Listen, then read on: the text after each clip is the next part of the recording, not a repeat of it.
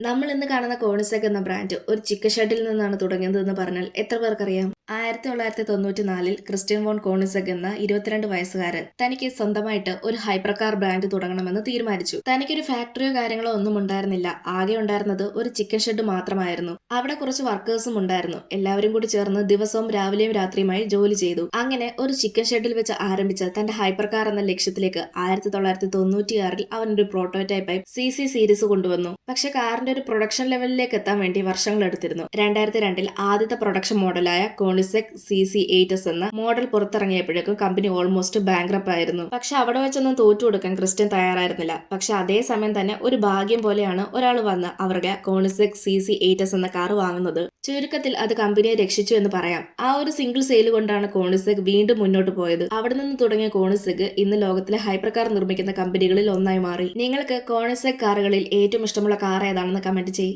ഇതുപോലെയുള്ള കൂടുതൽ വീഡിയോസ് കാണാനായി ചാനൽ സബ്സ്ക്രൈബ് ചെയ്യാനും ഇൻസ്റ്റാഗ്രാമിൽ ഫോളോ ചെയ്യാനും മറക്കല്ല്.